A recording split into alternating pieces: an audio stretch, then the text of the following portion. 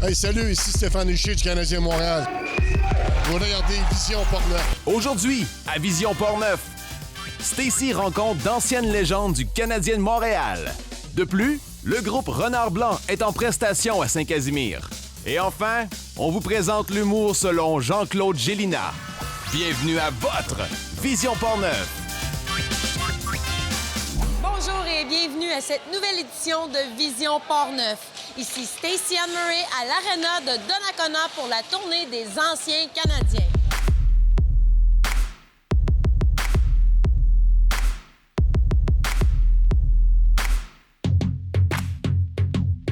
Il a gagné 2 fois la Coupe Stanley. Stéphane Richer, bienvenue. Bonsoir. Comment ça va avec ton équipe? Ça va bien, on est très nerveux. Oh, c'est vrai? Comme d'habitude. Avec un match, si t'es pas nerveux, t'es pas dans le bon métier, comme on dit. Mais on est une bonne gang de gars, on voyage beaucoup. C'est le fun de plus en plus. On a de jeunes joueurs qui viennent se regrouper un peu. Là. Maintenant, je suis rendu un des plus vieux de l'équipe. J'ai commencé, j'étais le plus jeune avec M. Lafleur, Gilbert Perrault, Marcel Dionne. Puis, c'est correct. On est là pour des bonnes raisons, right? On est là pour des bonnes causes, peu importe où on va. C'est ça qui est formidable. La cause, justement, c'est le hockey mineur de Donnacona? Oui, c'est ça. C'est le hockey mineur. La part du temps, c'est toujours ça qui vient au bout de la ligne. Mais comme je dis souvent, quand tu portes l'uniforme du Canadien de Montréal, puis la demande est là, et puis on peut emmener les sourires aux jeunes, on peut rendre la vie facile à certains jeunes, parce que malheureusement, aujourd'hui, le sport est moins pratiqué. Alors, si on peut faire ça, on peut aider les jeunes, bien, bravo à la ville ici, les gens qui ont fait du bénévole, puis ça. Oui. Puis pourquoi c'est important pour toi, la relève au niveau du hockey? Bien, premièrement, il faut que tu sois dans le contexte. La plupart des jeunes qui ont réussi des belles carrières, c'est des jeunes qui ont tous des petits villages, en majorité du temps. Avec les bonnes valeurs de la vie, les parents ils ont fait des sacrifices. Puis ça, on ne peut pas le cacher. Aujourd'hui, à 50-55 ans, on le fait encore parce qu'on sait que c'est pour des bonnes causes. Puis on est bien appuyé par le Canadien, les anciens Canadiens. On est bien appuyé, on est très respectés. On a des gars comme Richard Sévigné qui a 60 quelques d'années. Il a fait 30 ans qu'il fait ça. C'est bravo, tu sais, puis il le fait avec fierté, avec honnêteté. C'est ça qui est beau. Parce qu'oublie pas, c'est une famille, le Canadien de Montréal. Peu importe, tu as joué un match, ou tu en as joué 5 ou 600 ou 1000, tu peux demander tout à l'heure à n'importe qui, ils vont te le dire. La journée que tu le portes une fois, tu fais partie de la famille, puis ça, c'est bien important. Mais justement, tu joues avec ta famille ce soir. Qu'est-ce que ça fait? Ça doit rappeler de bons souvenirs? Bien, pour moi, c'est toujours le fun. Comme j'ai dit, j'ai eu la chance de jouer avec Patrice longtemps. J'ai joué avec Richard à la fin de la carrière de Richard. La plupart des autres, bien, j'ai joué un petit peu contre les autres. Mais ils sont rendus à 35-40 ans, là, mais tu sais, pour nous, comme j'ai dit, on est choyés que l'organisation fait encore ça aujourd'hui. Parce que ça fait plusieurs années, le monde disait ça va lâcher parce que les anciens vont lâcher. Mais non, on a une nouvelle génération de gars qui sont prêts à faire des sacrifices. C'est ça la beauté de la chose. Comme j'ai dit tantôt, partout qu'on va, on dit toujours qu'il n'y aura pas beaucoup de monde, puis les gens se déplacent, puis on voit les jeunes. Tu sais que ces jeunes-là, je te regarde au côté, même ta fille, probablement, elle ne sait pas qui je suis, elle ne sait pas qui c'est que Stéphane Richer, mais tu as l'uniforme canadien sur le dos. Pour eux autres, c'est énorme, c'est important. C'est ça qui est la beauté de la chose. Bien, merci beaucoup, Stéphane. Bien, merci beaucoup. Continuons immédiatement avec un reportage sur le groupe de musique Renard Blanc.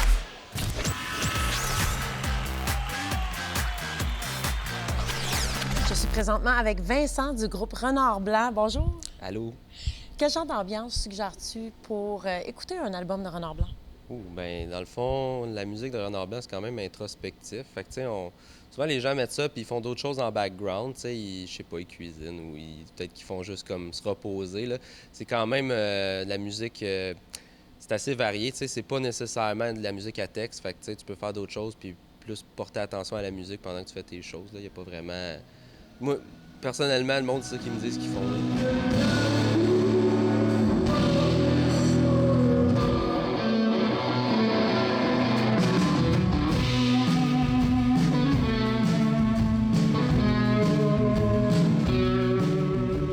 Même si vous refusez les étiquettes, il y a quelques mélodies dans votre album Nuit qui peuvent se rapprocher à Garage puis Stoner Rock. Est-ce que je me gourre? Non, effectivement. On en écoute Moi particulièrement, puis Julien aussi, puis Alex aussi par la bande à cause de ça. Mais non, c'est vrai, on touche en fait à plein de styles, là. Tu sais, Nuit, c'est un peu ça, dans le fond, c'est éclectique. Tu sais, c'est vraiment... On a voulu expérimenter, comme on disait tantôt, dans des jams, puis tout, des diverses influences qu'on avait.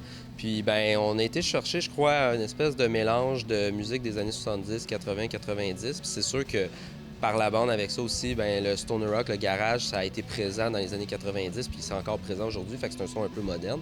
Fait que quand c'est un peu plus fuzzé, que c'est plus élevé comme dans certains bouts des pièces, c'est sûr que c'est une influence, le stoner rock, le garage.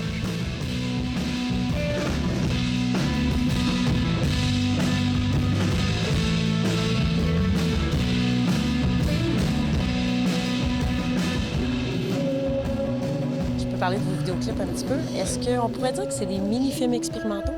Ça, oui, plus que la musique, effectivement. En fait, nous autres, quand on approche des gens pour faire des clips, on approche vraiment quelqu'un puis on lui dit, regarde, on a la chanson, on donne quand même carte blanche. Tu sais, des fois, on a des petites idées sur certaines choses, mais c'est très, très basique. On leur arrive avec notre petit mot sur qu'est-ce qu'on pense, nous, de la chanson, mais après ça, on leur dit, toi, tu peux faire ce que tu veux par rapport à qu'est-ce que tu entends de la chanson. Fait que quand on a fait Nuit, justement, on avait déjà quelqu'un qui, avant que l'album sorte, il travaillait sur un clip.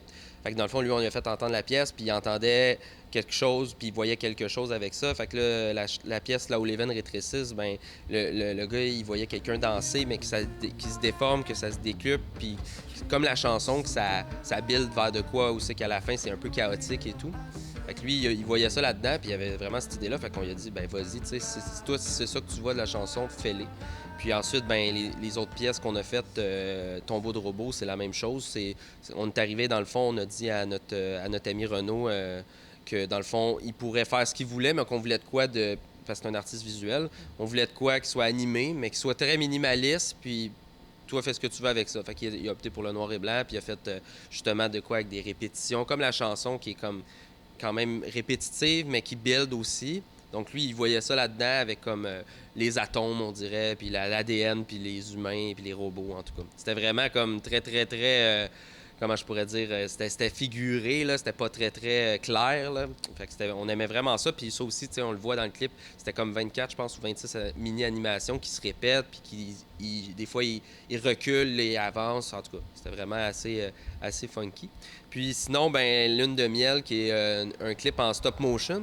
Ça, on l'a fait, ça a été long, je pense que ça a pris 2 ans. On l'a fait vraiment DIY, nous-mêmes, moi, Alex puis Julien. Justement, à notre spot qu'on avait à Saint-Simon, chez notre ami, on avait une pièce au grenier, au 2e étage en fait.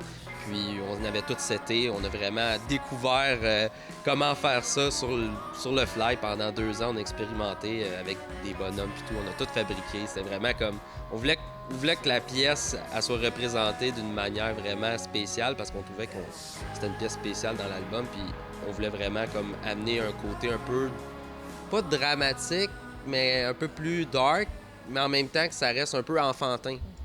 Puis des fois, les gens, c'est ça, ils écoutent les paroles, tu sais, quand ils prennent le temps de lire les paroles, puis ils font « Ah, mon Dieu, c'est bien dark, puis tout. » Mais après ça, si tu vois le clip, puis tu comprends, ça t'amène un peu plus à réfléchir sur le sens des paroles et tout, puis de pas prendre ça au premier degré, tu sais.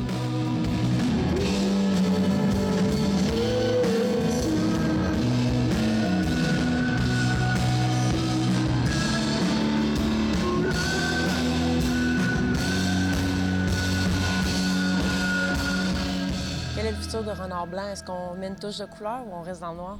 On va mettre une touche de couleur. En fait, on va sortir des mini-albums éventuellement en 2020. On va essayer d'en sortir 3 parce qu'on veut faire 3 longues pièces. Sur Nuit, on a expérimenté ça. Puis on a fait une session live qu'on a aussi développé encore plus ça, de jouer 3 pièces ensemble puis de faire de quoi de vraiment plus long que la personne doit l'écouter au complet. Fait que ça va être ça, le futur de Renard Blanc, c'est faire des longues pièces. Souvent, les gens vont vers des courtes pièces maintenant, là. Puis nous autres, c'est l'inverse. On va y aller vraiment plus long. Puis on fait ça parce qu'on triple là-dessus puis qu'on veut que les gens écoutent vraiment toutes les 3 pièces ensemble puis comprennent le tout, là. Je pense que la musique est propice à ça aussi. Ouais, je pense aussi. Merci beaucoup. Bon spectacle. Merci beaucoup.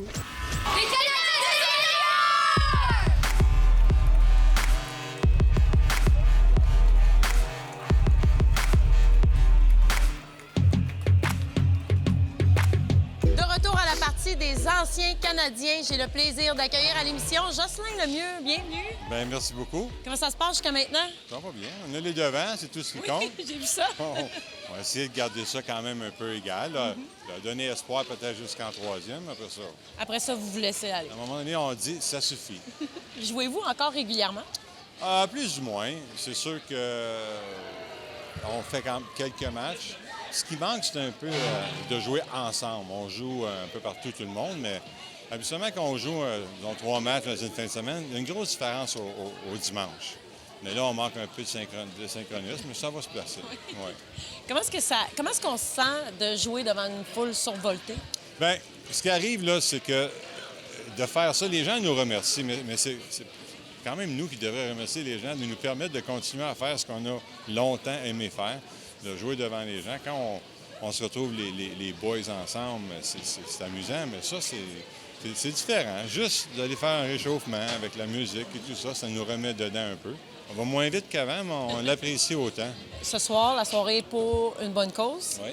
au profit du hockey mineur de Donnacona. Oui, bien, écoute, une histoire qui date de très, très, très longtemps. Le tournoi APBM à Mont-Laurier. Je me souviens, j'étais peut-être haut comme ça. Et puis, une équipe de Donnacona est arrivée à Mont-Laurier. À l'époque, sans être l'expert en géographie, j'avais aucune idée c'était où Donnacona. Et tout d'un coup, là, j'ai commencé à redécouvrir le Québec. Mais quand on parle d'équipes mineures qui se déplacent aussi loin, ça prend l'organisation, ça prend des gens qui vont s'impliquer, ça prend des revenus, ça prend des fonds. Et puis c'est pour ça qu'on aime aider, pour pouvoir permettre à d'autres jeunes de vivre ces expériences-là. Mont-Laurier, nous, on en a en Abitibi. Les gens, quand on dit que des gens de la région de Québec se retrouvent à Mont-Laurier, c'est un gros déplacement. Donc, ça prend beaucoup de gens impliqués pour pouvoir le faire. Pour la relève aussi. Ah, exactement. Donc, on en a besoin. Le hockey, c'est intéressant. Il faut continuer. Et puis, ben merci aux gens de participer. Puis, assurer cette relève. Merci beaucoup, Jocelyn. Ça fait toujours plaisir.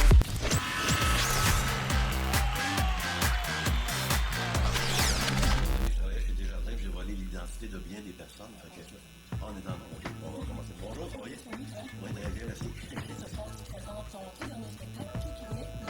Tout ou rien ou tout ou rien, comme tu veux, mais moi, c'est comme j'appelle ce show-là tout ou rien parce qu'il n'y a pas vraiment de compromis quand j'essaie de m'attaquer à un sujet ou de parler d'un sujet en quelque sorte, j'essaie de foncer et de monter en pleine dame. Assis d'hôtel en marde, en plus, avec le restifie de clés. T'as-tu bien dans le temps qu'il faut ça des clés ordinaires, pour rentrer dans ta chambre, des crises de clés magnétiques? Prends-en deux, il y en a tout le temps un qui marche pas. Hein? Tu reviens de veiller, t'es content, t'as hâte de rentrer, t'arrives pour se taper ta carte, t'as dit que t'as ta chambre de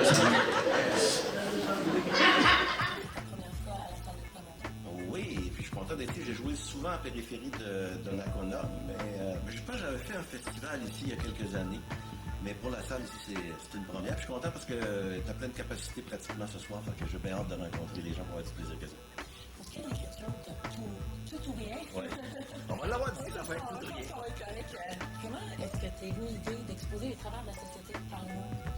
Ah, ben, j'écris quotidiennement. Moi, j'ai travaillé longtemps à la radio. Maintenant, à la radio, je suis moins proactif parce que je fais encore des capsules pour différentes stations de radio. Mais au niveau de l'actualité, j'ai toujours été collé sur l'actualité. Fait que la radio, c'est une très belle gymnastique parce qu'on écrit au quotidien, tu sais. Fait qu'on a le réflexe d'être rapide de ce qui se passe de quoi dans l'actualité. Fait que ça m'a permis de développer ça puis d'amener ça sur scène aussi, en quelque sorte. Mais justement, tu as fait de la radio, de la télévision. Est-ce que ça a influencé ton style sur ça? Je dirais que ça a influencé. Ben, c'est différent la radio, parce que la radio, c'est un médium, oui, de spontanéité. Les gens t'écoutent, c'est en direct. Tandis que la scène, tu vois les gens réagir devant toi. Tu sais, à la radio, tu fais des blagues, tu parles de choses, mais tu ne vois pas les gens. Fait que tu te dis, bah, c'est-tu drôle, ils ont-tu trouvé ça drôle? Mais la scène, tu le sens en tabarouette, quand c'est pas drôle. C'est pas drôle, t'as du monde dans la salle, puis la réaction est immédiate. Fait que c'est un exercice différent, mais je pense que les deux se mergent ensemble pour arriver à faire quelque chose. Mais c'est vraiment deux domaines différents au niveau de la. C'est 2000 piastres. 2000 piastres pour un chalet? T'es-tu malade, toi, Chris? 2000? Ouais, mais le chalet, c'est devant un lac. Et tu veux mon lac, Chris, faut que je le fasse bouillir avant de me baigner dedans.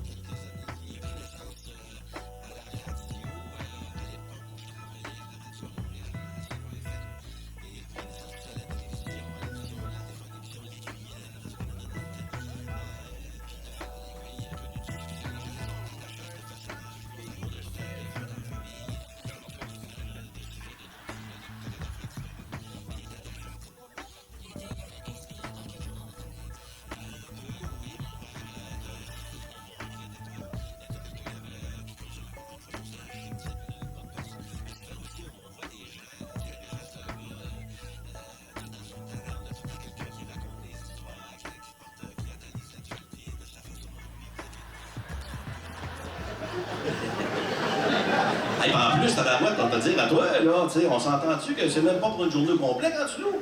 Richard, tu peux pas rentrer avant 4 h de l'après-midi puis le check-out à 11 h le lendemain, si on fait le calcul, tout le monde ici, on se fait fourrer de 5 heures, là.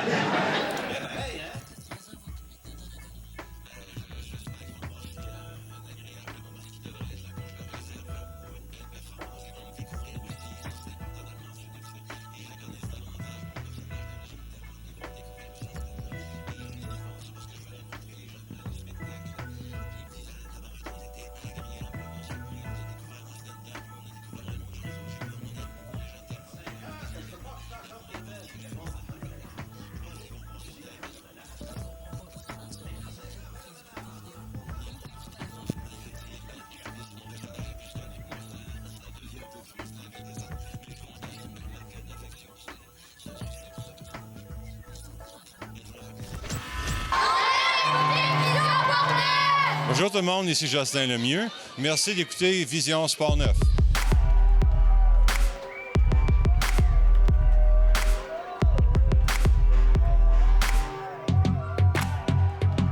De retour à la partie des anciens Canadiens, j'ai le plaisir d'accueillir à l'émission Patrice Brisebois. Bonjour.